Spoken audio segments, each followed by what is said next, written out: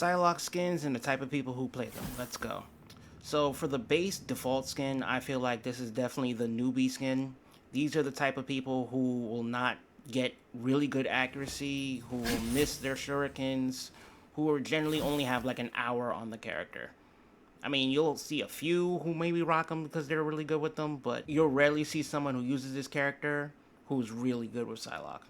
Now, for her default recolor, this is the sweat skin. You'll rarely see this skin, but the few people who use this, or we're talking like Ignite player level, like they're really good. They'll hit all their shots, they'll hit all their shurikens, they'll be timing their ults perfectly. Definitely the sweat skin. This one's also a sweat skin, but there's also people who use it just because they like the vampire aesthetic. I like to call this the Wednesday skin. Now, this one you hardly see people use, and I feel like the few people who do use it are not that great at the character. There's one reason in particular they went for this skin, and I think we all can figure this one out. Now you have the Vengeance skin. This is the skin you'll see the widest variety of players on. You'll either get the people who are like 40% accuracy, or the people who are 29%. There's no in between. A lot of people will play her simply because it's like a classic look for Psylocke. What I have noticed on the flip side though is people who usually use this recolor are really, really good. More often than not, you'll get someone who's hitting all their shots and timing all their flanks with this character. Basically the Ghost of Tsushima of Psylocke skins.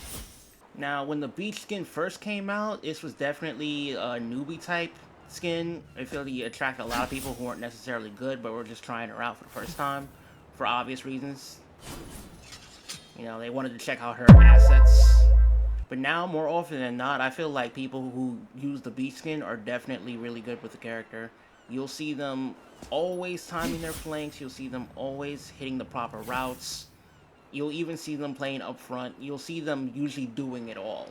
Now with the Formula R skin, I feel like you have to take it on a case-by-case basis, depending on which color they're using.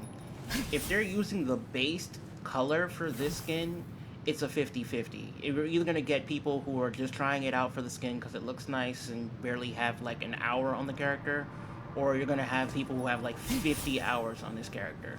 No in between. Now, the orange recolor, you will rarely see, but the people who do use the orange recolor, those are Omega Mutant level threats. I had this one guy using this orange recolor. He was literally lobby admin. We're talking like 40 knockouts, 20 individual kills, most damage, triple kill, you name it. This is the unicorn of Formula R skins. The blue recolor, I definitely feel like it's more sweaty than not, but you'll see a lot more people using the blue recolor. I think this is like the most popular version of this skin, and you'll see a lot of the people who have a lot of hours or are just really good on Psylocke with this skin. Not to the same extent as the orange skin, but I feel like you'll get a lot more of like people who are like GMing up on the skin. But that's just my experience. Let me know in the comments what you think.